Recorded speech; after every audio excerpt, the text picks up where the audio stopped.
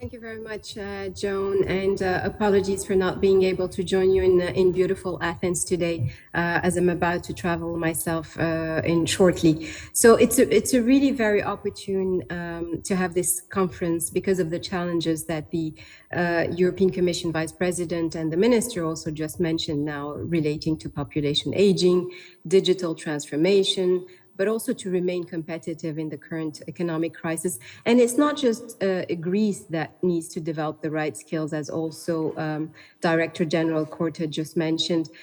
Skills shortages are widespread, of course, as he has mentioned. We have so many data that have been also already mentioned, but I'll mention an additional one. According to the McKinsey Global Survey, around 43% of employers report skills shortages. So countries must really work to address these shortages that slacken economic growth and exacerbate also social inequalities.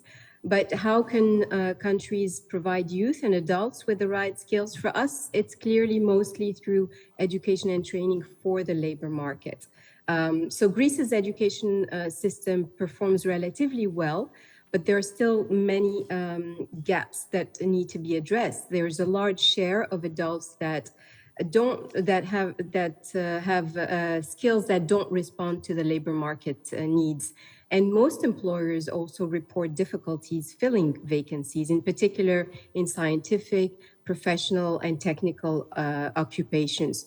So there are really a few priorities to look into them.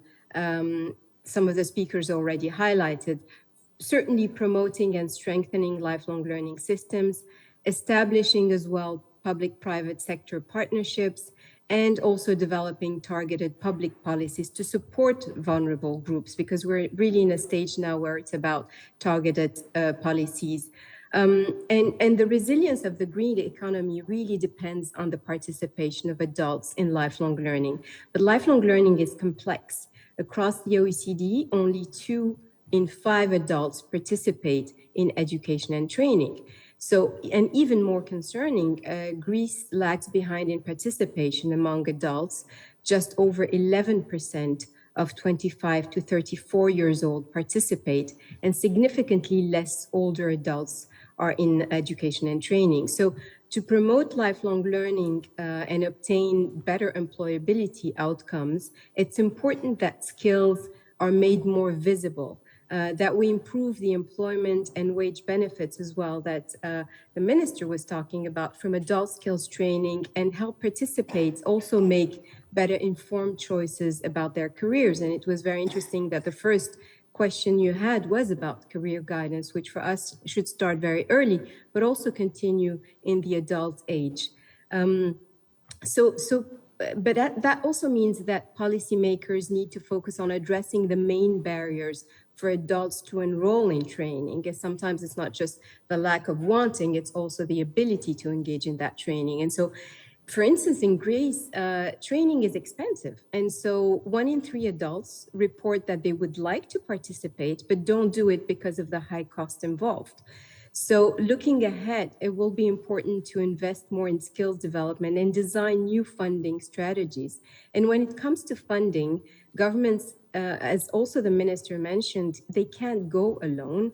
And so the private sector also needs to contribute. And up to date, employers in Greece contribute the lowest share across OECD countries by paying only 1/3 of training. So if employers want to remain competitive, they also need to invest in skills. And there are many avenues to consider this. Tax credits, for instance, have been quite efficient in many countries to encourage businesses to fund training.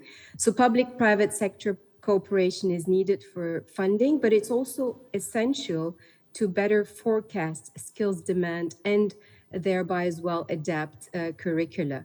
And other countries in Europe are engaging with employers to understand the needs of businesses and labor unions. So is Greece also doing it? And so, for instance, training and education in Germany is already responding now to the twin transition. It's also important to strengthen the relationships with businesses and labor unions to design the courses that teach the relevant skills that Monica that was just talking about, but also to offer that something we're very much believe in, work-based learning opportunities.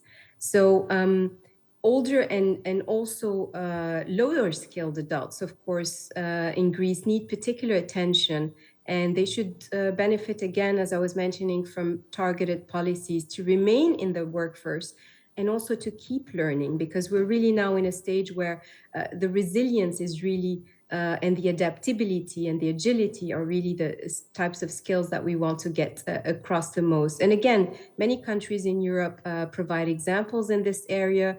The Netherlands, for instance, currently offers workers over 45 years old with guidance on their jobs, similar to a bit of a midlife guidance. In Sweden, centers offer courses on digital communication, digital security for older adults who have already a certain level of just digital skills knowledge.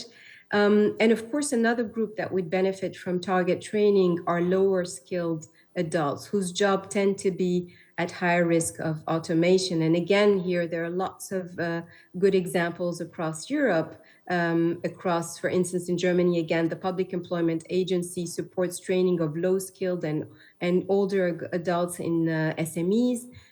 With larger subsidies for smaller companies, because also as the DG mentioned as well, this is an essential group to look into, small and medium enterprises. In the Netherlands, for instance, also funding is provided to SMEs to provide training for their workers, in particular in the sectors where there is shortages, so ICT sectors, digitalization and green transition.